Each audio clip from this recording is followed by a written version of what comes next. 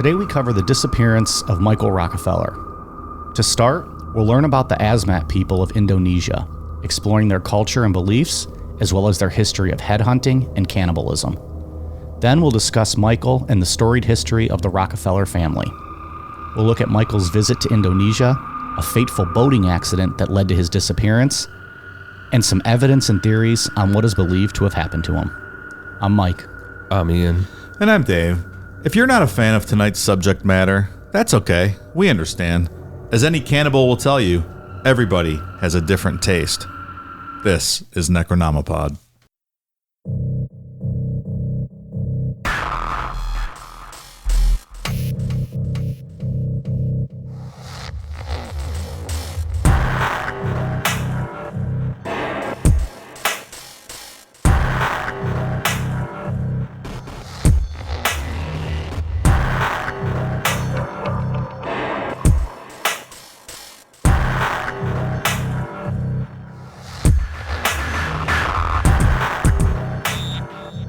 So I always knew somewhat of this story, but I had no idea it was a Michael Rockefeller of the Rockefeller family. Yeah, I remember reading this a while ago, and I recall remembering it was, a Rockefeller, but I didn't really know the context around this. I thought the scenario of how this happened was a bit different. So, yeah, it's interesting. I was looking up creepy pictures, That's weird. real creepy pictures, and But not surprising, right? It's not surprising. What's the difference between a creepy pictures and a real creepy pictures? Google search. not Photoshop shit, like an actual photo that really happened. But this one came up. A picture of him with the Asmat people came up on on a list I saw. I'm like, I'm interested in this. Creepy. Yeah. And now here we are. Yep. It's got its own Sunday show. Big stuff. It's one of those episodes where I learned something that I never knew before about the Asmat people. Like, it was really interesting That's to a learn. good day at the office. Yeah. It's something different, too. Mm-hmm. This is not like anything else we've ever covered before. Certainly not like any other disappearance stories, at least. That's when the cannibalism started. Well, thank you, Jeffrey, but you're getting ahead of yourself. Jesus, pal, keep it in Hold your on. pants. Good Lord. Ian, you got any thoughts on the sale of World Wrestling Entertainment to Endeavor? Vince's mustache is real weird. That really is the headline, is it not? I mean, really come is. on. He's had gray hair since the beginning. Not anymore. No, not anymore, but I don't understand why dye it now. Maybe in your reality, he had gray hair, not in his reality. Or why grow a mustache now after all these years? It's very odd. It's like evil Vince. What did you say? Walt Disney, right? Kind of like an evil Walt Disney. That's what it I looks get that like. a lot. Yeah. Just like that little pencil mustache. You know how like Mario has Wario, like the flip side. Yeah, it's evil Vince. That really is what it's like. That man bought that company for $1 million from his dad in the early 80s and then just sold it for $9 billion. Hell of an increase. Why would you ever want to work again? You would never see or hear from me again. He's not a young man. He's 76 or something, right? Yeah. Like, dude. He just won't let it go. But that's what everyone else always said. Like, they were like, he'll never retire because he doesn't have anything else. Like, he's not going to go golfing. He doesn't do anything. He doesn't have any interests. The only thing I ever remember hearing about him is that he loved watching, like, late at night after they were done with their meetings, when he had like a 2-hour break before he had to go work out and start the next day. Instead of sleeping, he would watch Sons of Anarchy. on his private jet when he was like on his laptop. And old Bruce gave that info out. So I was like, Interesting. Maybe I should watch that show if it's good enough for Vince. If he uses his only hour of free time to watch that. Right. Must be important. Yeah. But they're like, he doesn't have, like, he's not going to go sit on a beach. He needs to work. He needs to be involved. I guess if that's your thing, that's your thing. You're going to be miserable sitting at home picking your nose in retirement. Then sure, why Right. go that route? Just, keep your hands and your dick off of women, right? Easier said than done, Mike. Especially with You, as all people, know that's not as easy as it sounds. maybe for Halloween, I want to go as evil Vince McMahon. Slick my hair back, get a real thin mustache. That would be awesome. That'd be a lot of fun. So this started as a TikTok. Yeah, it was just something I found through on TikTok. I'm like, I want to read that book. I want to get into this. You worked yourself into a shoot on that one. I did. You just thought you throw it up there. Next thing you know, you're like, fuck, here I go. Did you read the whole book? It's really good. I watched a 2-minute Cliff's Note YouTube video with the author, so same thing. You read the book. It counts. I stayed at Holiday Inn Express last night. There was he did a talk on YouTube too. That's really good. It's like a 40-minute. Oh, yeah, that was too long. I didn't watch that. I saw that on there, though. I saw that was available, and I declined to participate. He went right on by that one. 2 minutes? Now we're talking. All right. Well, you guys want to dive in? Sure. So to understand the why to this story, especially the conclusion that Carl Hoffman came to in his 2014 book, Savage Harvest, got to do a deep dive into the Asmat people and their beliefs. The Asmat are an ethnic group of New Guinea who live in the province of South Papua, Indonesia. New Guinea is the second largest island in the world, and it's home to other ethnic groups besides the Asmat. But the province of Papua, where the Asmat live, isn't great for advancing agricultural things. It's very muddy, and they have swamp that's made up of tidal water from the ocean, fresh water, swamp from rivers, and then rainforest. It's really tough to grow much out there. That makes sense, I suppose. Like the different explorers that have gone there, everyone comments on how much mud is there. I bet it's not hot or humid there at all. Not at all. Probably very nice. Sure, there's no mosquitoes or malaria anywhere even remotely close to the place. I wouldn't even think of such a thing. The population of the Asmat is thought to be around 70,000. And it isn't like the Asmat are just one whole country of people or anything like that. There's multiple villages of Asmats in New Guinea. Some are more isolated than others. Some are more westernized than others. However, they will hold the same general religious beliefs, aside from villages that have converted to Christianity or Catholicism, which we'll talk about in a bit. Starting at the beginning with the Asmat version of creation, a man was found guilty of seducing his brother's wife, which resulted in this man being banished from his village. The man was given a boat and sent on his way to leave the island, where his boat eventually capsized and he drowned. As his body was floating through the ocean, a great bird brought him back to life. Now we're talking. Let's go. At that point, this man floated to where the Asmat people live today, but he was alone. He carved some statues out of wood and tried to bring them to life, but it didn't work. Why couldn't you just get a volleyball and become best friends with it? That's kind of what's going on here. He's looking for a friend in these statues. I'm not saying that the first time I watched Castaway and he lost Wilson, I cried. But I'm also not saying I didn't. Wilson! Wilson, come back! I'm sorry, Wilson! Brutal. You don't like Castaway? I love that movie. Yeah, I mean, it was sad. It was a brutal kind of... Oh, I thought you were saying brutal, like awful. I see. Oh, that's a good movie. Yeah, it's good. You really felt bad? It was his only thing that got him through those Absolutely. years. And I love at the end then when he's just driving back to like deliver that one package he kept. He's got a brand new Wilson ball with him in his car. Worst part was when he had to knock his own tooth out. Oh, God. He's like crying, and I'm like, I would be too. I'm crying on my couch. Jesus. You see the blood spit out, and he falls over. The great bird came back and told the man that if he wanted companions, he needed to find the tree woman. The bird told the man to cut off the tree woman's head and bring it back, where her severed head would be seen as an offering that would bring the carved statues to life. Sure enough, the man brought her head back, and he had a village full of people. And for those of you people laughing out there, don't forget Adam's wife was made out of a rib, so it's not that much different. This is way more believable. It's a lot cooler. Things were going good until one day a crocodile showed up, and a war started. The man led his people in a brutal battle against the crocodile, where a lot of life was lost, but eventually the man was victorious. He was so mad that the crocodile attacked his village that he cut it into 3 pieces. The first piece he threw so far away from the village that it lost its color. This resulted in the white race. When he threw the second piece, it didn't go as far, so it only lost a little bit of color. This gave birth to people with brown skin. That's how Asmat people see brown skin. Okay. The third piece was left where it was and kept its color. This gave the man in his village power in their black skin. And please, white race, we prefer honkies. The tree woman myth makes a lot of sense when you take into account how much the Asmat people value trees.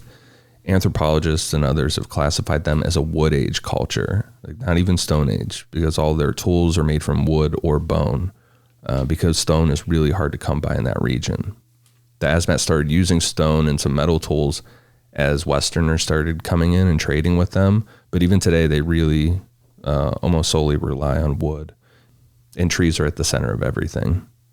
To them, humans are equated with a tree. The legs are the roots, the torso is the trunk, the branches are the arms, and the head is fruit. Yeah, I'll buy that. I guess that's their most populous natural resource is trees, so it would make sense that they're kind of wood tool based, right? Yeah. It's just an interesting, you know. Being isolated like that. Yeah. You're tool based. That's pretty fucking rude. I wrote that 3 days ago. Did you? The Asmat also depend on balance, especially in death. The Asmat believe that all deaths, besides the death of an elderly person or an infant, are malevolent, meaning that if someone isn't physically murdered, their death is the result of black magic. The Asmat ancestors and various spirits that they believe in demand revenge for any death.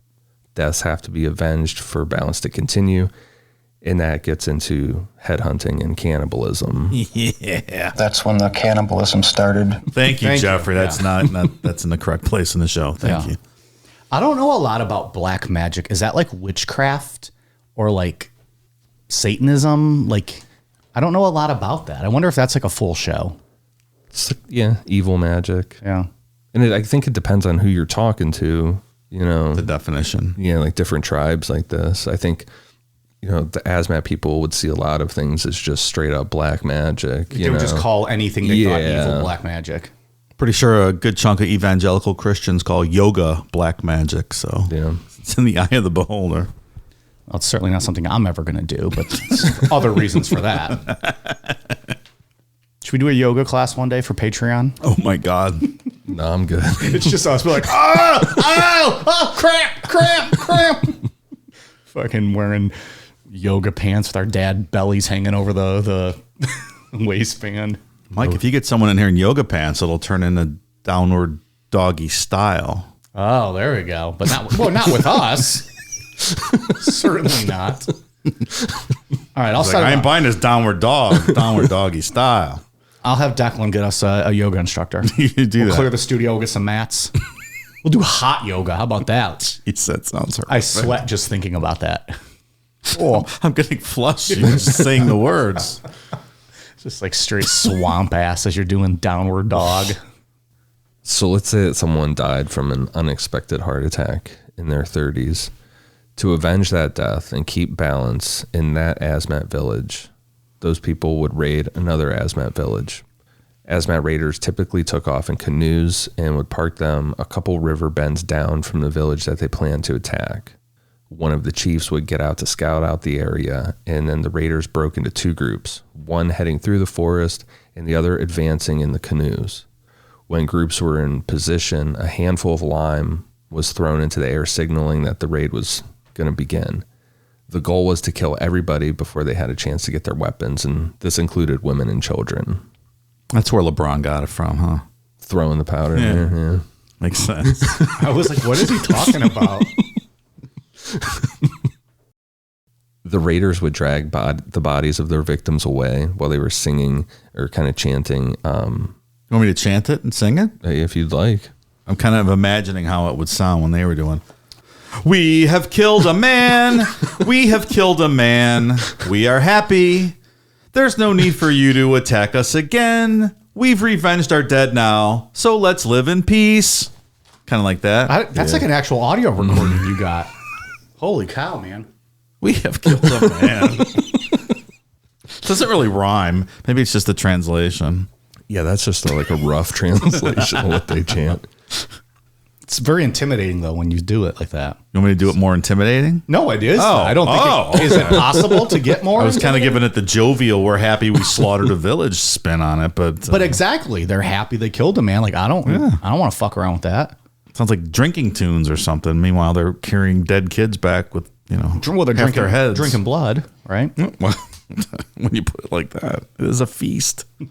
Once they'd get back to their village, the heads of their victims would be severed, displayed, and the raiders would describe specifically how they captured each head. Like storytelling time. Yeah, like sit around and tell a story to the rest of the tribe.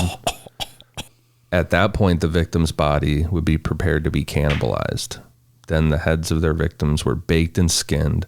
A hole was cut in the skull, and the brain was scraped out and eaten. The brain being eaten by like the alpha warriors, the guys that were in charge. They cook it or brain tartare? Unclear, huh?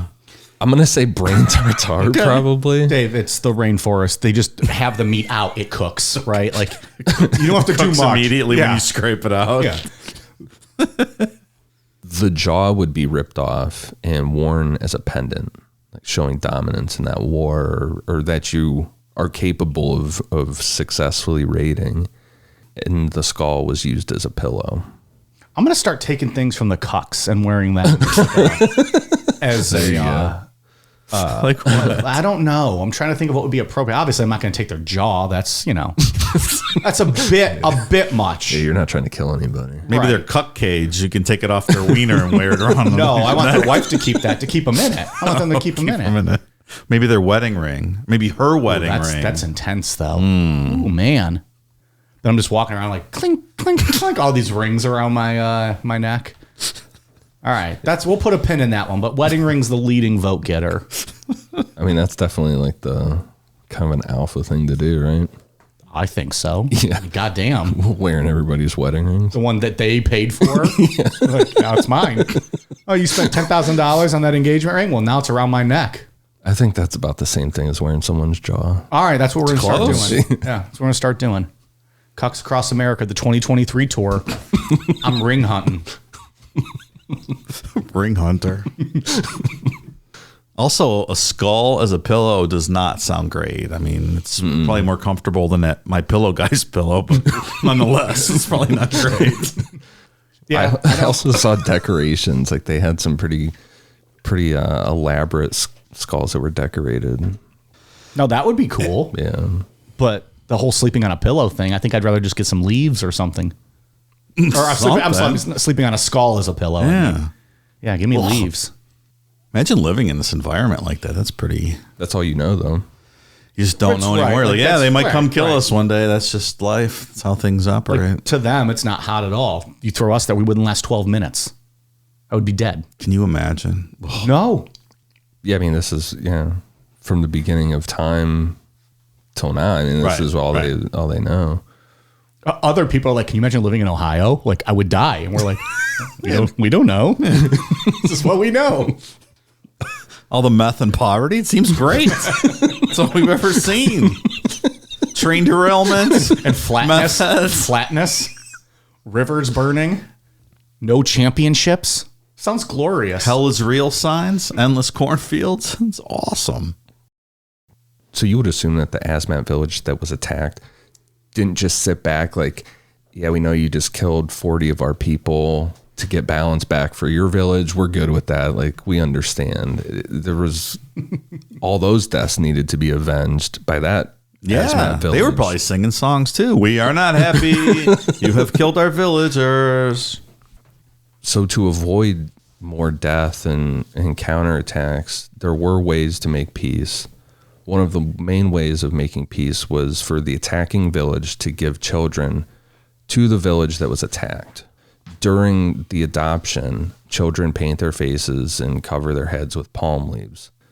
Men of the village that was attacked lay naked and face down, and women from that village stand above them.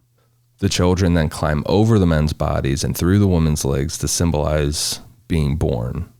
The women moan like they're in labor, and the children keep their eyes closed until they have crawled through her legs. When the child is through the women's legs, the man laying on the ground announces that it was a successful birth. the kids continue acting like babies or toddlers for about a week or so, relearning how to fish and hunt. I guess it just like restarts the whole process. Like those people were killed. Here's how old are the children they're typically given? 37. Yeah, right. Like toddler age, you think? Yeah, I don't know. It sounded like up until like 10 or 11, like in that age range. Go, go, caca. Yeah, right. Mama. Acting like that for a week. Sounded like Gary Ridgway's kid. Me want Asmat. And in 10 years, they grow up, they're going to war party, and they go and slaughter their birth parents and bring their heads back and make soup. Yeah. And the cycle of violence continues. There's got to be a better way, friends. And that way is Jesus. Yeah. Oh, don't worry. He's coming. He's coming. The first sighting of the Asmat by European people came from Dutch explorers in 1623. And they pretty much kept sailing. Like they realized that it was going to be a fuck around and find out situation when they saw the Asmat people walking, you know. The story's the epitome of fuck around and find out. Yeah, this is there's a lesson to be learned here about just intruding on people. British explorer Captain James Cook actually anchored their ship on the island on September 3rd, 1770, but they fled when Asmat warriors came out of the forest. Have you ever watched was it History Channel, The Story of Us? Which just goes through history and all the different. I remember it. I've seen stuff. I've seen episodes, but not. Yeah, I'm fairly certain there's a part on there where they dramatize this Cook landing on the island and just natives running out of the jungle, and they're like, "See you later." Fuck this. Back on the boat. Back on the boat. In 1826, another Dutch explorer anchored in the same spot Captain Cook did. Remember how we talked about how the Asmat people would throw lime in the air when they were ready to attack? This Dutch crew reported that there was that they heard a ton of loud noises and then white powder just bursting out of the jungle, and they took off. Yeah, that was the right move. Turn it around. Just leave. Like, you know what? Let's go back. This exploring stuff. This island is no good. It's no good.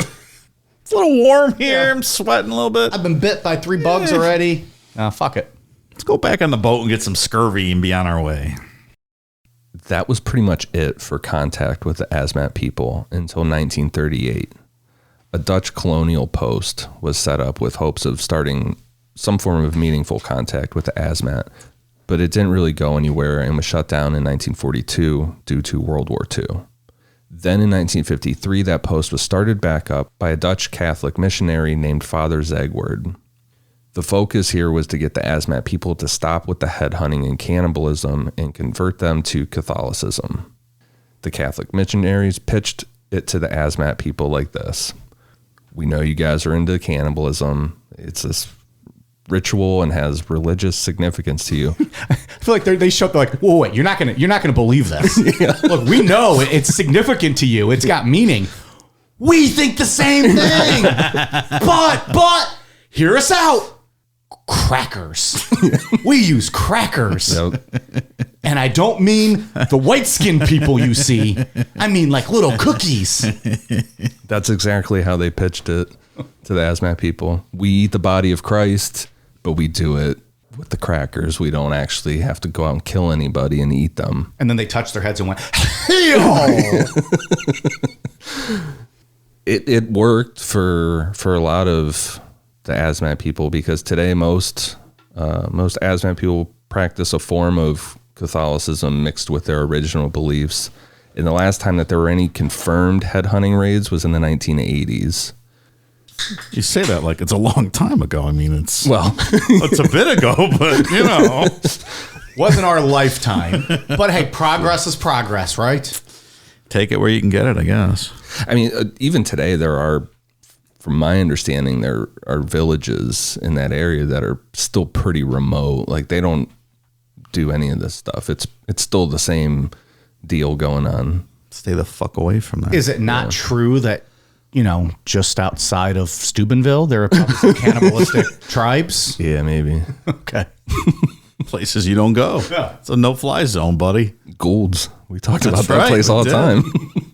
We're going to go down there and do a live show one of these days. I'm not putting it past some luck. country has some cannibalistic tribes. What's that YouTube videos we've watched? Whitaker's. Yeah, I get. Nope. Yeah, I think there's some places in southern Ohio, if you went to, like white powder would start shooting up in the air, like alerting other people. Well, and that's just yeah. And that's just drugs, though, right? It's just white powder shooting up in the air, and then you see people around. That's how they communicate, but they don't know any better. They're fucking high on meth. Or like the underground mole people. They call them mole people in Las Vegas that live in the tunnels and Yeah, stuff. in New York. That's New York. New York? I thought it's the big place, right? New York and Vegas. No thanks. But back in the 1950s, even though Father Zegward was making progress in some villages, the majority of Asmats were still raiding other villages. By 1957, Dutch authorities had moved into the Asmat region and put Max Lepre in charge of westernizing the Asmat people. Not even just westernizing them, keeping them under control is a lot of what the Dutch were trying to accomplish there, Why? Who cares? because they wanted that land. But was it Colonization, Dave. Yeah. like colonizing around them or actually taking their land and moving them out? It sounded like that was the goal for some of it, was to actually take the land from them. Do you mean to imply that somebody would take land from someone else and then move them out? Who would have the gall? How dare you, sir? I mean, you have to have manifest destiny by God to be able to do that kind of thing. You certainly would. Only God can command you to and remove nobody the has native ever- population. I certainly wouldn't live in a place that did something that dastardly. Be un-American. It really would be an un-American thing to do, right? Absolutely. God bless America. Among numerous villages, the Ootstagenep and the Omedisep had been raiding each other for centuries, and they were both really powerful. Like, they had over 1,000 warriors each. Even though they were enemies, they were connected by things like that whole adoption ritual of giving kids to the other village to make peace. So it wasn't like a on-site type of thing. Like, we're fighting. Not an active war. Kind of Right. a hot and cold war. Yeah. Depending on how people felt that day. And depending on if you needed to avenge a death or Or if someone mistakenly died in your village from a heart attack. yeah, Right. Got to go kill somebody. that's the thing it's crazy to try to wrap your mind around, but it's literally any death besides natural causes of an infant or a very elderly person. Any death in that range needs to be avenged. It's seen that it was caused by something evil. I wonder if it matters who you avenge. Like, do you say, oh, it must be that tribe that spit some black magic over here and caused the death? Or can the revenge I be didn't on take anybody? it that way. I just took it as you now need to take a life. Random revenge. That's how I mean, at least we didn't get into anything about like, who you suspect did it or something. Probably pick whatever village you thought was the weakest and just say, let's go fuck with them. Yeah. Yeah, I I'm also sure think- I'm sure vulnerability had something to do with who they. Weakest link kind of thing. I think it's crazy. Like, do they let the deaths build up and then go attack? Or is it like one death, go kill fucking 40 of their villagers? From my understanding, is one like it needs to be avenged immediately because But then they kill so many people. the universe is thrown off. You know, everything is thrown off if a death isn't avenged. Or is there ever any consideration to sacrifice one of their own tribe to avenge the black I feel like that would throw it off, though. Like, that doesn't Then they make need sense. two. Yeah, right. Well, then we'll kill two. Well, then we'll need four. It just multiplies. And someone's like, fuck it, let's go kill somebody else. Let's kill another tribe. Let's go get some honkies. Some honkies. In September of 1957, one of the Omedisep leaders convinced 6 men from the Oostjanep to go on an exploration looking for dog teeth. Dog teeth are a form of currency for the Asmat people. Once they were far enough away, the Omedisep turned on the 6 Oostjanep men, killing 5 of them. The sixth, who was critically injured, escaped and crawled back to Oshanep. He told his leaders what happened, and they sent 124 warriors to Omadisep for revenge. It was a brutal battle, and of those 124 Oshanep that went, only 11 came back. They kill them and just try to keep all the dog teeth? Yeah, it seemed like a robbery type situation. We still do that today, so, you know. Yeah, it's not much different. People get set up for like drug money all the time. Dog teeth, $100 bills. It's all currency. Max Lepre was new to the area, and he was of the mindset that if the Asmat people didn't want to give up the headhunting and the cannibalism, he would force them to. Remember, this was more about control, keeping them in line than anything. On January 18th, 1985, he led a mixture of Dutch and Papuan police to Omadisep, where they offered gifts, and once they were inside, they confiscated as many weapons as they could find, and they also set some canoes on fire as well. Well, it was their flanking maneuver, right? Going on a canoe and meeting the other war party, so no canoe, no war party. And it's really like a lot of it's connected by rivers and waterways, and with all that mud and stuff, like it's really hard to get around on land, maybe sometimes. Yeah, it's water is the easiest way for them to travel. When Lepre got to Oshanep, he sent the Papuan police officers with a Dutch flag and some steel tools to offer as gifts. A little while later, the Papuan police officers came back with the gifts and told Lepre they were not welcome, and the people of Oshanep would fight if they needed to. And Lepre wasn't going to push any farther at that time and left. Lucky they came back with their heads on their necks still, right? Yeah. But this guy was also, armed with guns. We'll see now. He was kind of described as a real hard-ass kind of person. Saw these people as the quote, savages. Like, yeah, I'll wrangle these savages and keep them in line kind of mentality. You know those Dutch? I don't know. That doesn't really mean anything. They seem like very nice people. The worst. The Dutch. But yeah, like stories like the King, what's his name? King Leopold in Belgium, the Belgium Congo. They slaughtered like 10 million people down there. So white people in general have not been kind to native populations. Yeah. Sorry, I don't know why I cut you off like that. No, you're good. It's very fucking rude of me. We mind melded, and I knew what you were going to say, and I said it for you, and it's incredibly rude, and I just like to apologize for that. Do this show long enough, you just finish each other's sentences, right?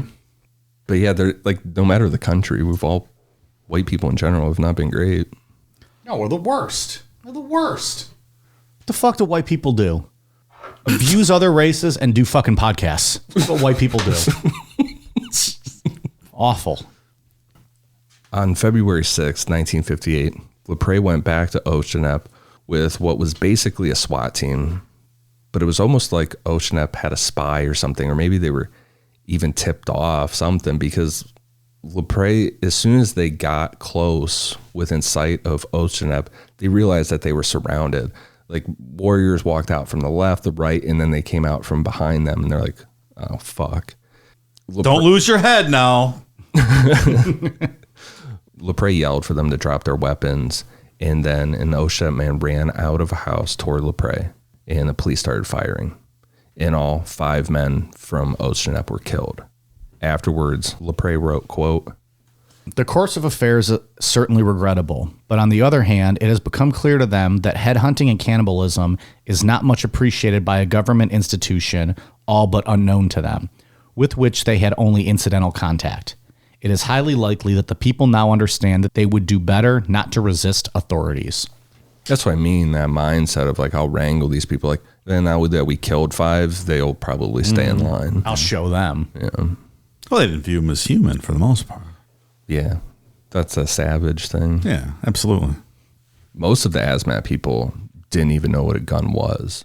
So to watch someone from their community be killed by something they completely didn't understand, it was earth shattering. See, guns don't kill people. Cannibals do.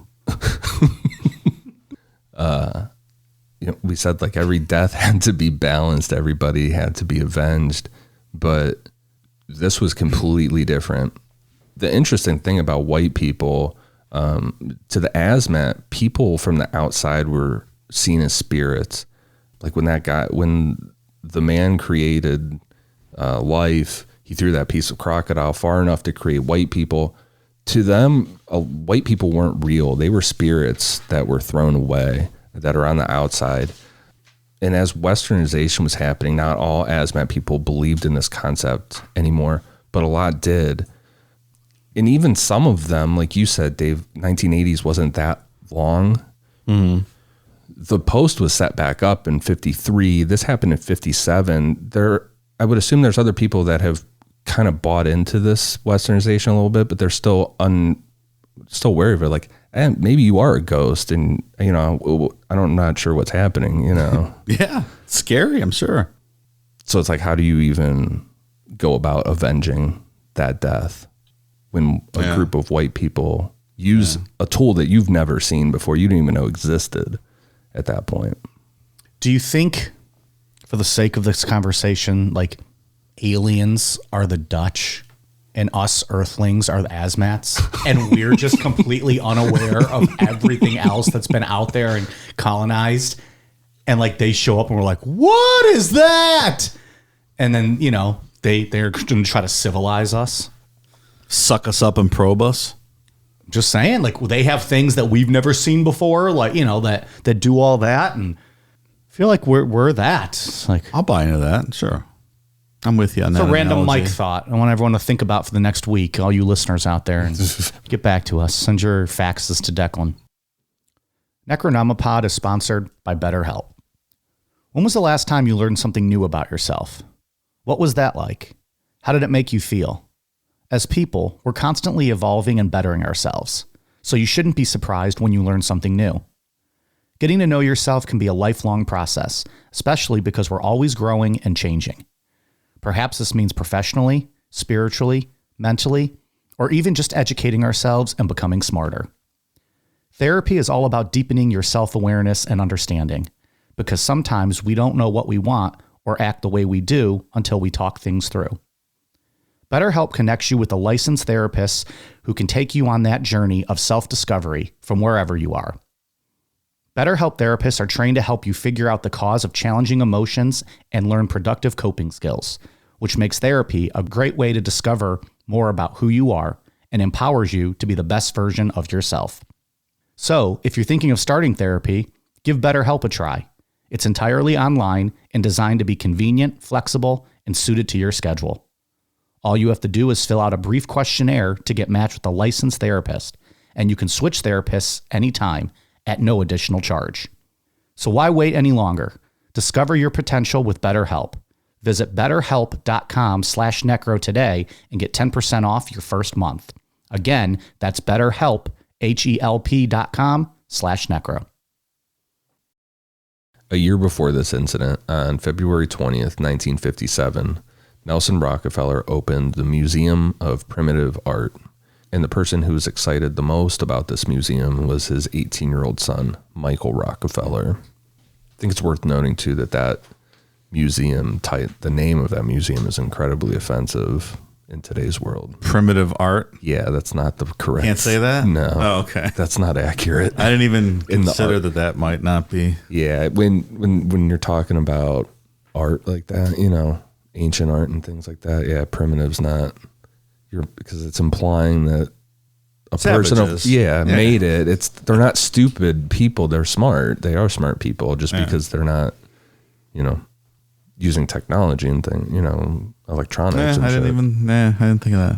That's true. So you guys took care of the Rockefeller stuff, because I took care of this story, but there's so much to get into with that family. It was kind of stressing me out trying to figure out where to start. Yeah, and I think since this is Rockefeller and such a prominent family, just a little bit of background on where they came from and stuff. Because you could sit here all day. You could sit here for the next 10 years and talk about the Rockefeller stuff. But this is not. Sorry, go ahead. No, like I said at the beginning, I did not realize that Michael Rockefeller was a part of this kind of dynasty. I didn't realize he was part of this family. So it's very interesting. And this is not Jay-Z's Rockefeller records we're talking about. Rockefeller. Yeah. Well, they founded Rockefeller Records and signed Jay-Z, but Just want to make sure everyone's clear on that. God damn it, you took my joke. I had it at the end of my Jay-Z's I joke? had a Rockefeller Records joke at the end. That's all right. Sorry.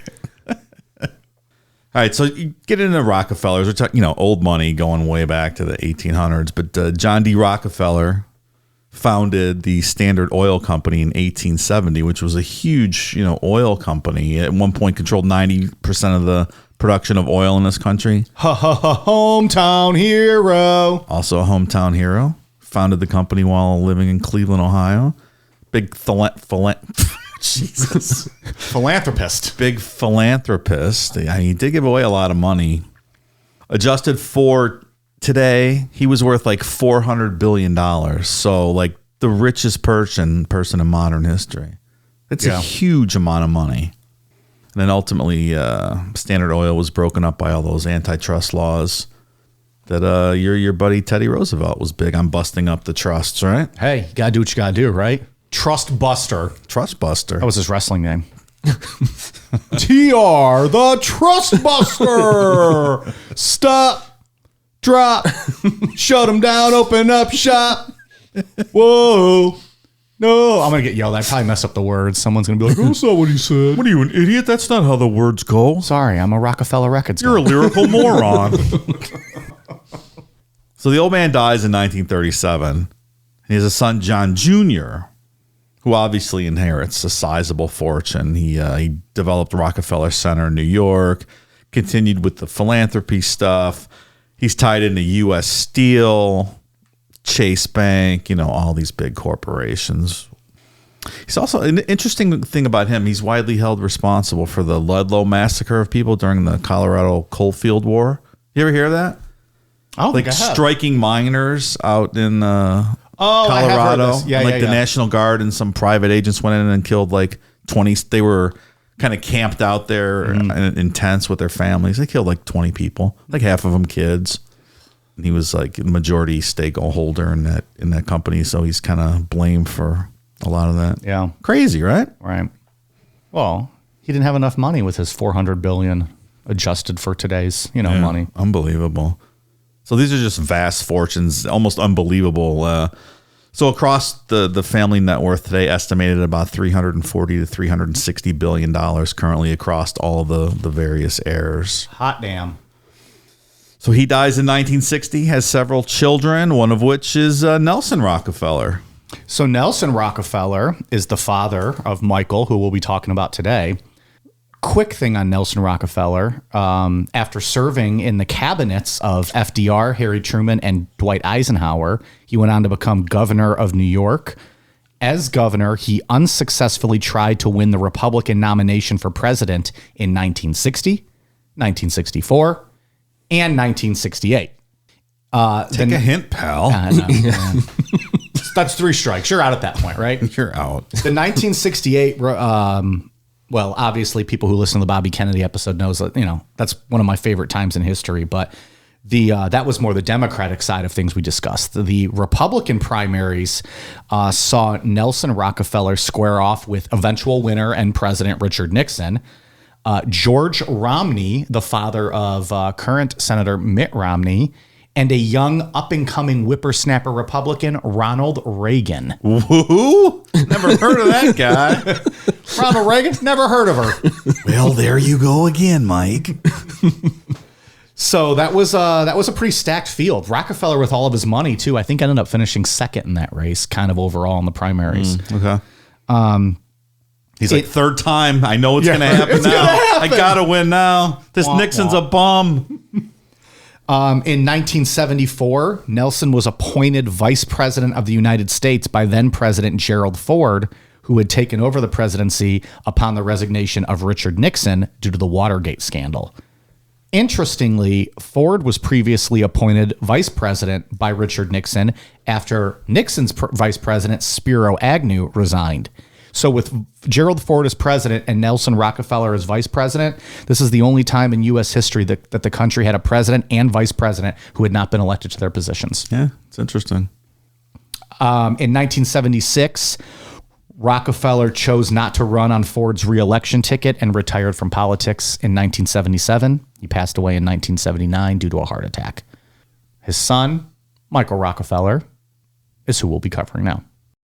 Michael Rockefeller graduated from Harvard with a bachelor's in history and economics, and he was expected to go into business like the rest of his family, do something with everything you guys just talked about. I mean, come on, why don't you just be vice president? Let's go. It's not that hard. Yeah, like he needs to do something like that. You could just be elevated to, running a company.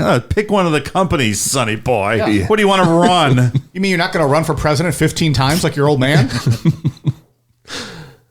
Michael didn't want that stuff. He wanted to travel and experience the world. Yeah, I wanted to do that too, but we didn't have $350 billion, fuck boy. It's easy to explore and do whatever the fuck you I want want. to travel and explore the world. Dave's really jealous of over here. He's really bitter. Fucking old money assholes. Fuck you. But Michael wasn't the old money asshole, right? He wanted to get in the trenches. Yeah, it's not his fault. He wanted to explore. Fuck him anyway. Fuck the Rockefellers. I'm going to go to Harvard and graduate, but I don't really want to work. I'm going to go travel the world. I have too much money. Whatever. Dave really wants to travel and get paid to do it. Goddamn right I do. If he was around today, he'd be like, hey, I'm going to start a blog, a travel blog, and detail my experiences. Look at me living out in this tent here. People still do blogs? I don't know. Isn't there like YouTube channels now? Yeah, that Vlogs sounds right. and vlogs. Blog. I'm gonna get a Tumblr page. Vlog. I think they're vlogs. Vlog, like video log, is that what that is? I think it's vlog, right? Vlog? Or is it vlog? I thought it have was no vlog. fucking idea. It's YouTube. That's what they do now. It's YouTube. Yeah, I went to Harvard. I don't even know what a vlog is, so I can't start one. I don't even know I'm a billionaire. Fuck me, my life sucks. Well, in all fairness, it's about to suck. Right? It's not about to be very fun. While at Harvard, Michael became friends with future filmmaker Robert Gardner. And in 1960, at 22 years old, Michael became the sound guy for Robert's documentary. The documentary was about the Dani tribe of Western Netherlands in New Guinea. Michael and a friend, Renee Wassing, briefly left that expedition to study the Asmat people. Michael was risking it by going into the Asmat areas that he was. Most of those villages still hadn't seen a Western person before, but he fell in love with their art and his experience was generally good. I also read he might have been trying to pick up pieces for Dad's museum. Yes. Maybe that was part of it. Yeah. On his second trip that we're going to talk about, the one that goes south, he had collected a stockpile of art from the area. He went in with, I think we're going to talk about it later, but he went in with like fishing hooks, line, tobacco, all kind of stuff to trade with them for art. Dog teeth. Yeah, anything. Yeah. And yeah, look at all these dog teeth I have. My dad's rich. I love that we have a good rule about making it rain with dog teeth. Hitting them in the face. We have such a good rule about not mocking victims, and then that's been blown out the window tonight. But he's rich, so fuck him. Literally. I don't even remember where I was. Throwing dog teeth at people, making it rain. But he did collect like a ton of art from on the trip that goes bad. He went back in October of 1961. It was Michael Rockefeller and Renee Wassing, and they were going to bargain with the Asmat people for their art. They arrived in Agatz, which is kind of like the capital for the Asmat people. At least it's the biggest city or the biggest village in the area. There was a Dutch post there, stuff like that. When they got there, they met with 2 Asmat guides. They visited 13 villages for over 3 weeks. And like we said, traded steel tools, fish hooks, tobacco for Asmat art. Tons of art. Like and it was just being shipped back for his own personal collection and his father's museum, which the museum was a big deal for the time too. I was reading that most people saw any type of artwork from around the world in a setting, like a diorama setting. You know what I mean? Like when they set up like in a museum where they have taxidermy, like buffalo with the artwork around it, like that kind of setup. Not viewed as legitimate art. Right. Like walk into a white room and the art is just on there by itself to look at. That was the first of its kind. And I guess it was a really big deal. That place still around? No, it was closed, and then some other museum absorbed everything. In the beginning of November, Michael and Renee went back to Agat's to restock on supplies and rest. Then they went back out on November 17th, 1961 to find more art. Should have picked up a couple of gats to bring with them. They set out with 2 guides to meet a Catholic priest named Cornelius Van Kessel, who was going to take Michael to an Asmat village that was still completely traditional. Father Cornelius was the only person that had made contact with this village, so he gained their trust, and it seemed like he was going to push their trust to get Michael Rockefeller in there. Do you think, is he aware of the history of the island at this point? He's a smart guy. He should be, right? About the cannibalism and the headhunting and what's going on in the past couple hundred years at this place. I almost get the vibe that... Untouchable. Yeah. Really? Not, I don't think in a disrespectful way, but maybe in a way it maybe made him invincible a little bit.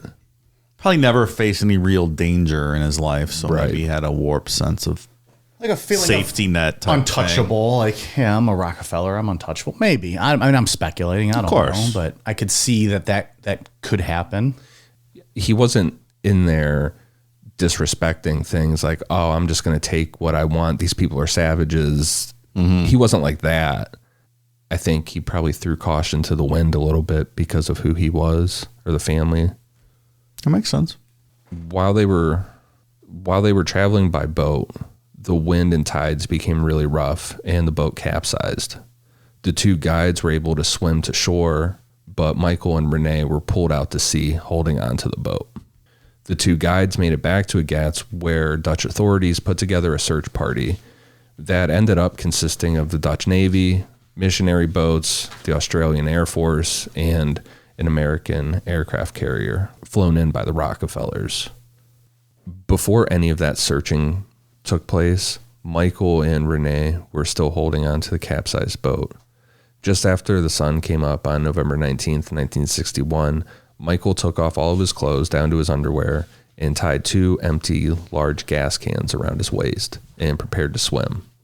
Renee Wassing told him to wait, but Michael was worried that they were truly going to get pulled out to sea to where they couldn't see the shore anymore. Renee said that they estimated that the shore was between 5 or 10 miles away. Michael said, quote, "I think I can make it," and then started to swim away, and no one ever saw him again. You know who couldn't make that? Dave Namapod. No. Dave would not even make it an eighth of a mile swimming. Dude, 10 as soon as the boat Sure. capsized, you would just sink right down. I probably would, yeah. I'm not a strong swimmer either. I cannot swim. The shoreline is interesting there too. One of the reasons they think, when we'll talk about that, Michael survived the swim is because 3 miles out, depending on how the tide is, you could touch the bottom. Oh, okay. So if he was able to float with those cans and you know, still swim, but just tread, he probably could have made it to where he could start touching. Well, and even then, you kind of go with the tide too, right? When you get close enough, you just kind of let the waves take you in. If you're still staying above the water, that does half the work, if not more, for you. As long as you can keep your head up and you know, you're swimming a little bit, but the waves are going to bring you in too, to an extent. And I think just being able to see the coastline just gives you hope, right? Like, oh, it's there. I see it. Once you lose sight of that, that's it. Like it's nothing. It's nothingness. No, thank you. Dave does not do waters.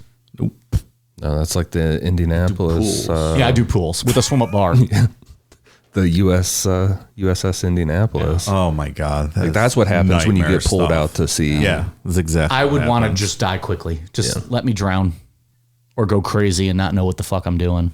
Was that a Patreon? Yeah, that was a Patreon. Patreon.com/Necropod. That was like a heavy hitter Patreon episode. It's a real good episode. Underrated episode. You got to post that on your book on Instagram. Yeah, that was You've a been great posting your book. books, yeah. The initial thought was that Michael had drowned swimming to shore, or maybe he was attacked by a shark or a crocodile. Then rumors started to go around that Michael might have been cannibalized by the Asmat. After 9 days, the Dutch Interior Minister announced, quote, "There is no longer any hope for finding Michael Rockefeller alive." In December of 1961, a Dutch Catholic priest named Hubertus van Page traveled to Omedisep for missionary work. While there, he was approached by 4 men, 2 from Oostgenep and 2 from Omedisep, and they wanted to speak to him. According to these men, they took building materials to another village that was about 20 miles away. They ended up spending the night, and as they were traveling home in the morning, they had to stop at a part in the water to let the tide turn. While they were sitting in their boat smoking cigarettes, they noticed something moving around in the water. One of the men pointed and said it was a crocodile, but then it started waving.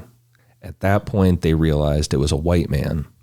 One of them said something along the lines of, "You guys over there," I think it was at Oostgenep, "are always talking about how you want to go headhunting, go on a headhunting raid. Here's your chance." They argued about it a bit, like, should we kill him or not? As the 2 men who didn't want to kill Michael started pulling him onto their canoe, one of the men threw a spear into Michael's side. At that point, Michael was taken to shore and killed. That's when the cannibalism started. Thank you, Jeffrey, for that. At least he's on pace now. And Finally. appropriate. It's on cue. That's not confirmed. That's just what this priest said was confessed to him. You think it's like these guys grew up hearing all these stories of their cool ancestors going out and chopping people's heads off and all this cool headhunting shit, and they felt kind of robbed. Like that they mostly don't do that anymore. That's what it was Like, here's your described as. chance. Yeah, that's what it was described as. It was described as younger guys and sitting there like, here you go. You're always talking shit. Some Here's your white guy chance. just floated up on shore. We're never going to get this opportunity again. The priest asked the men to describe the man that they killed, and they said that he was wearing shorts that they had never seen before. They were saying there was no pockets, stuff like that, and they pretty much described underwear, which Renee Wassing confirmed that Michael had swam away in just his underwear. The priest pushed for more information. The men told him that Michael's head was at one of their houses, and his bones had been split up amongst 15 men from different villages. Some bones were made into tools. Some were just for trophy, like we were talking about how the jaw hanging from necklaces, stuff like that. When the priest asked why they did this, the men said that it was revenge for the raid Max Lepre carried out on Oostgenep, where the 5 Asmat people were killed. I'm not real big on afterlife or any sort of thing like that, but the thought that of your skull sitting in someone's house forever is oddly terrifying. Yeah, it's not great. No. Like, ugh. Someone probably still has it today, floating around somewhere. At least a tool. Ugh. You don't like the thought, though, of just your skull being like that kind of gothic, cryptic thing sitting in the corner? No, man. I don't like that at all. Someone ate your brain. Oh, Well, I'm not saying I want that. Oh, I thought we were talking about Michael Rockefeller's I'm just skull talking about the skull specifically. sitting necessarily, just sitting there in the corner. do you think they did all the same kind of stuff? That's like what their they. ancestors did. That's what they described. They drilled a hole in his head, scooped out his brains. He was put on the rest of his body was put on a big fire, and the meat was divided out. Oh, according to in this version of events and what this priest said was confessed to him. Yeah, that they basically started a big fire and cooked him that night. The following day, Father Hubertus wrote the following letter to Dutch authorities. Quote, "Without having the intention of doing so, I stumbled across information and I feel compelled to report this. Michael Rockefeller has been picked up and killed by Oostgenep. The the villages of Jau and Bywar and Omedisep are clearly aware of it. Those were regarding like the 15 bones, how they were split up. This priest said, that he found evidence that all of these villages knew what happened. The priest who Michael Rockefeller was on his way to meet, Cornelius Van Kessel, also had heard rumors, so he started asking around and ended up talking to Father Huberist. Father Cornelius wrote a letter to authorities, quote, "After my conversation with Father Van Page, the 1% doubt I had has been taken by the very detailed data which matched with my data and inspections. It is certain that Michael Rockefeller was murdered and eaten by Ozenep. This was revenge for the shooting 4 years ago." A Dutch police officer, Wim van de Waal, was sent to Ozenep to investigate in 1962, and he heard the same stories. He told people in Ozenep, "You have to give me proof to take back to the Dutch authorities." According to him, they went into the rainforest and dug up a skull and some bones. The skull had no jaw and a hole drilled into it, so clearly it was a headhunting victim. There's probably hundreds of thousands of those out there. Could have been anyone. Like, yeah, let me just go grab you one. Right. And put a shovel down anywhere. Oh, here's one. That police officer gave the skull to Dutch authorities, but according to him, they wanted nothing to do with it. The Dutch had been assuring the Rockefellers that there was nothing to the rumors about Michael being killed and cannibalized, and they wanted to keep it that way. By 1962, the Dutch had already lost half of New Guinea, and recently, Indonesia became an independent state. The Dutch were afraid that if word spread around that they couldn't really control the Asmat people, that there was a chance of them banding together and violently removing the Dutch from the island. There's no official record that this police officer was even sent out to Ozenep to investigate, but the priests, both priests' journals from back then corroborate this story. Okay. That this guy went out there. They talk about his investigation in their independent journals, so I think it's safe to assume it really happened. Yeah. I'll allow that. Dave allows the story to continue, so go ahead. He's not calling bullshit yet. So Carl Hoffman, who we talked about at the beginning, investigated all of this information for his book, Savage Harvest. He traveled to New Guinea and lived with the Asmat people. I watched the 2-minute video. I learned all about it. I told you that earlier. I'm an expert now. Dave will take it from here on the... He interviewed those priests, everybody we talked about tonight. And among all of this evidence, when Carl Hoffman left one of the villages for the last time, he watched a man acting out like someone was being killed. So he stopped and videotaped it. When it was translated, the man was quoted as saying, "Don't you tell this story to any other man or any other village, because this story is only for us. Don't speak.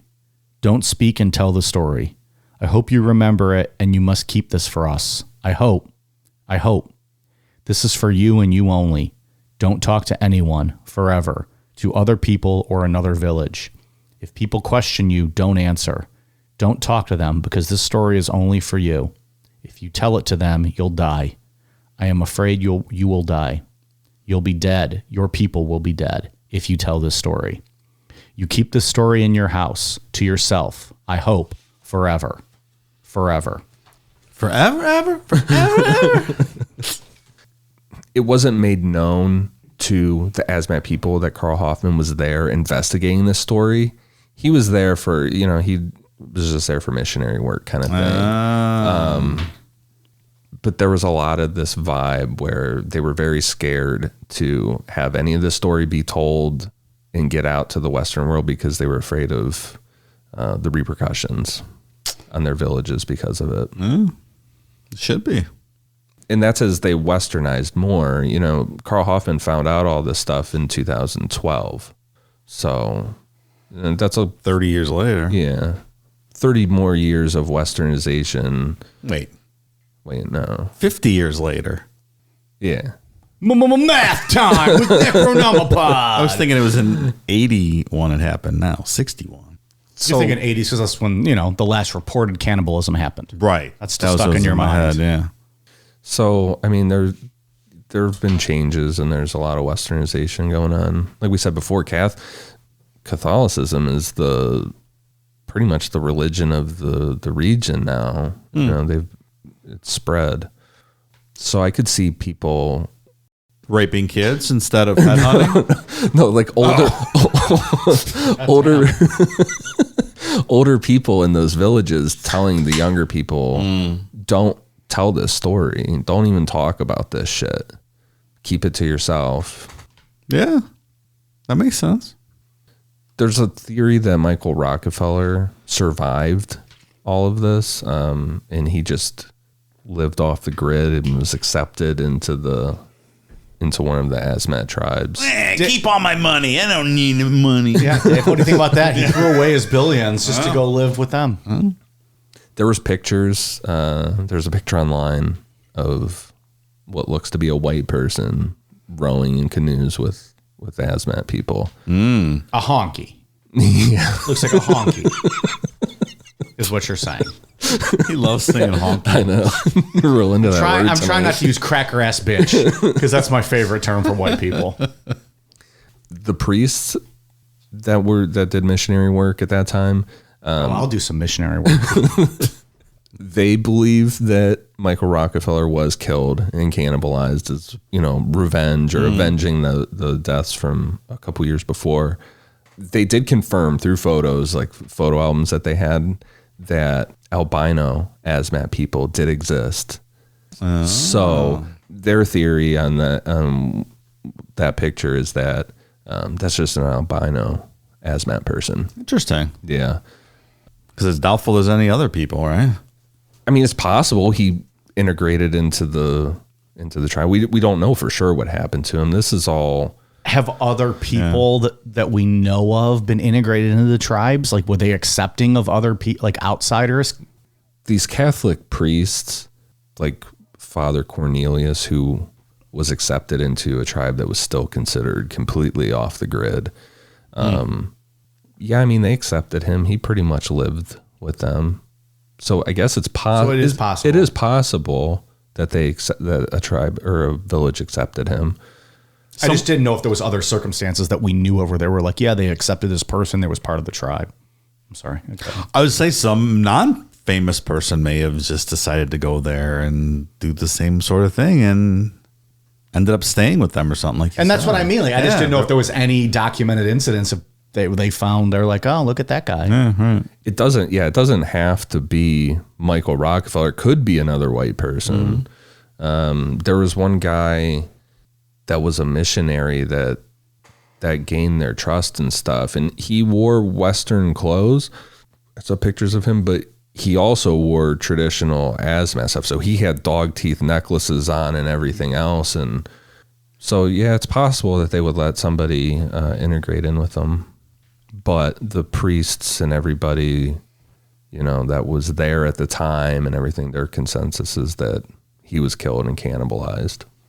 And those were accounts, you know, from back then, not 20, 30 years later. Right. Yeah, based on what who was it that reported what he was told initially, like down to like what Rockefeller was wearing.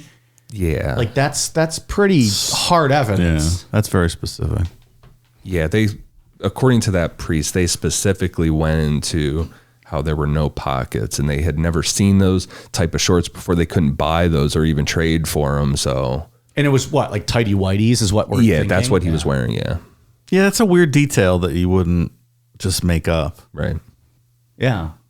I think. I think that he was cannibalized. Is that the word? Cannibalized? Yeah. That's what I think.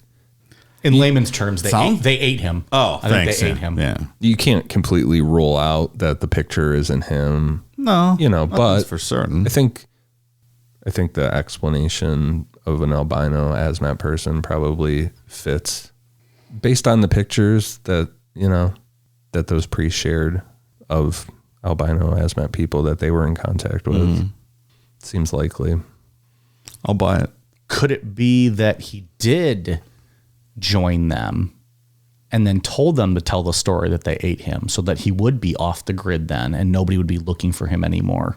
Maybe. He wanted to get away from that Rockefeller dynasty and business and just wanted to kind of live that life. Kayfabed it, if you will. I mean, hopefully that's what happened to him. That'd be a better outcome than what everybody thinks. No doubt. Or maybe he just drowned. Yeah. Maybe he drowned and then floated ashore and they saw his body and then they did whatever. And then ate him then, you think? Do you think that? Well, never mind. That gets too graphic. I mean, I hope they didn't cook him. No, they didn't say they cooked him alive, right? They speared him. I was going to say, we can cut this if we want. But like, if he's in the water and drown, like, does he become like a hot dog that you leave in water too long and it gets like bloated and like all nasty? You bite into him and it's just like water squirts out. Oh my God. Well, what did there was an episode we talked about something where somebody had been in the water for a very long time. When they picked them up, like everything just slid off. Yeah. Oh yeah. Skin what was just comes that? off. Yeah. Just everything just slipped off. No thanks. Yeah. But is it? We've talked about this before. Neither one of you would try human flesh.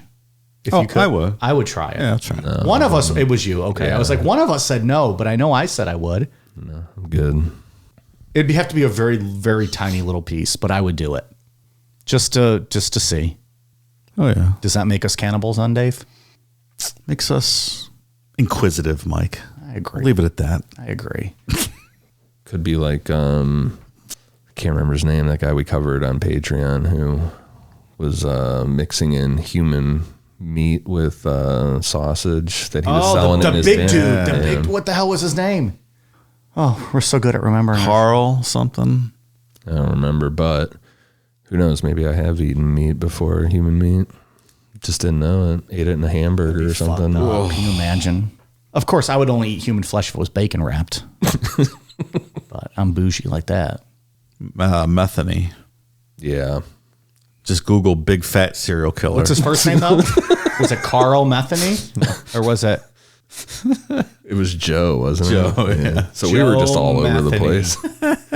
Patreon.com/Necronomicon. I promise we do a good job of telling the story. That scary guy, remember? Yeah. I remember what he looked like. He's like fucking Bam Bam Bigelow. Yeah, that's right. Yeah, just serving up human flesh and his... But like, didn't people love like his food? Like, he had like almost like a food truck type thing, didn't he? Yeah, people were all about it. Fucking cannibals. Didn't even know it. Oh, that's awful. Do you think human meat is good with mayonnaise, Dave? Or would you put like? Is it more of like a mustard or like a sauerkraut? Not mayo. Mustard and sauerkraut. That doesn't sound too bad. I want a human hot dog right now. We should do a whole episode on cannibalism, like the history of it. Then there's like the whole thing, like where you develop psychosis, like it for real, like rots your brain after a while. Like if you eat it for too long, you will, like your brain just, you go crazy. Well, then it's like the sexual part of it, like just the fetish. Like who was our Japanese dude? Issei Sagawa. Yeah, like Jeffrey Dahmer. And like these people that get off on it too. Donner Party. Very weird. Yeah. Well, that was more of a Alive. The had to do what they had to do, I guess. The rugby team. Oh, the Uruguayan rugby team. Yeah, from Alive, like the movie, right? Book Alive. Yeah. Or was it the movie and the book, right? Both called Alive. I think so. Yeah. Yeah, that's a do. You gotta do what you have to do. Their cannibalism thing, it wasn't for food purposes. It was a ritualistic thing because they had sex rituals where they would cover themselves in victims' blood and have sex. Yeah, tell me more. What they do next? This guy's getting off over there. Wieners. So there were multiple uses for people after they were killed. Waste not, want not, I guess. Yeah, I guess so. And when in doubt, wear a fucking jawbone. People won't fuck with you if you're wearing someone's jawbone around. I certainly would not fuck with someone wearing somebody else's jawbone around their neck. That dude has seen some shit and has done some shit. Yep. I know better than to do that. Same thing with a necklace full of wedding rings, I was right? gonna Like say, you don't want that guy around your wife. Yeah. If that guy rolls up into the bar, get your girl out of there real quick. He's collecting tonight. He's fishing. You're at the bar having a drink with your wife, and Mike rolls up with a necklace of like 30 wedding rings on. He's like, hey, yo. I just picture like my hair slicked back. I have my necklace with wedding rings, but like underneath it is like one of those Italian horn necklaces. I just look oily and greasy, and it's like, how you doing? I'm gonna buy you guys some drinks. I'll buy you both some drinks. No problem. We'll be friends tonight. The next thing you know, he's passed out in the bathroom, and I'm begging his wife in the bathroom stall. Took her wedding ring. Yo, you like Thanksgiving food? I like stuffing your wife's hole. So now I'm going to have to start shopping based on the size of the woman's wedding ring, right? Like if she's got like a smaller engagement ring, I might be like, we'll see. Yeah, good point. I got a big old one. I'm like, all right, I want that around my neck. It's like a better conquest. Right. Like the dog teeth. The more exactly. More rings. Yeah. It's a type of currency to get you more vagina. When me and more married when me vagina. and the other bulls get together for our monthly coffee and donuts, we can compare, the carats of our rings. Trade for them and stuff. Yeah, right.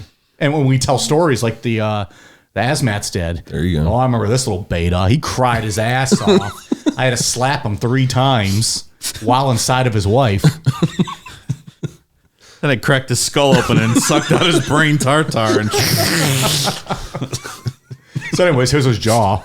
I don't know what to do with that. the cucking cannibal. That's Mike. That's when the cannibalism started. And the cucking ended. The cucking cannibal. What was the earlier nickname we came up for me? Ring hunter. Ring hunter. Cucking cannibal. That's so stupid. Yeah. Oh, that's funny. All right, what do you got on Patreon, Dave? I have some shout outs here for new patrons. They are Wrestling Panties, Not Tights, Adam J. Flores, Jelani Billy, Mitchell, Megan Powell, JMH34, Stephen Kemp, Mike's Missing BTK Pictures. Oh, I don't remember what we're talking about. figures. Those were posted a long time ago. Metabolic 1123, Katie Griffin, Eric, Trent Hill, not related to that crackhead Betty, Good for him. Emmy Lively, Stephen Farmer, Kilbo Baggins, Elver Galarga, Rachel, Austin Gannell, Alyssa Pope, Mark DeMack, OG Apple, Kaylee Toyer, Jason Davis, Jen McD, Jamie Pozeski, Ashley Demeter, Aaron Lewis, RN Sandra B, Casey Caldwell, Heidi Mueller, Alex Guttalish, Gabija Vasinate. Sorry if that's way off. First mate poop deck swabber on the SS Cum Canoe. The Cum Canoe. Is that a new one? We had canoe before? I've never heard that. We haven't had too many seamen from that fleet in a while. So they here can we come go. back. D. Oz, Beer is King, Jessica Coleman, and LSP. Thank you so much, new patrons. Ian? For iTunes, I have one for I Want to Smoke with Ian. Is that possible? Do you do that? No. Okay. Unless that person wants to get assaulted about what the fuck they're eating. What are you smoking? What are you even smoking on? Blue Beloby and I Love Mike. Thank you guys for the awesome reviews. All right, Dave. I have a couple of international shout outs. Mr. Muggs from Denmark. See, in Denmark, Mr. Muggs still alive because they have health care. They were able to save him. Save him from that bullet wound in the back of his head. From the 70s. And Fuji Sista from Canada. Thank you so much for the kind reviews. And I have one military shout out tonight. Eric's a patron, former Army sergeant. Eric, thank you very much for your service. Thank you. Good stuff. We got anything else? We good? I think we're good. I'd like to give UConn a shout out for letting me win the bracket this year. That's right. You called it. I've never picked a winner in my entire life. So It's good stuff. I did this year. It was awesome. Dave, some would say you picked 2 winners when you chose to be friends with Ian and I. How about that? That's when the pattern started, apparently. I couldn't even get that sentence out before Ian started laughing. So we know it's bullshit. Yeah, nice little payday for you, pal. Good job. Yeah. Cash the bracket. Cashed in. Look at you. You're a Rockefeller now. I am. Loaded. All right. We are on Twitter, Facebook, Instagram, YouTube, and the Talk Tick at Necronomipod. Patreon.com/Necronomipod. Amazon.com. Search Necronomipod for all of our merch and Necronomipod.com. All right. You guys ready for a cool down beer? Cheers.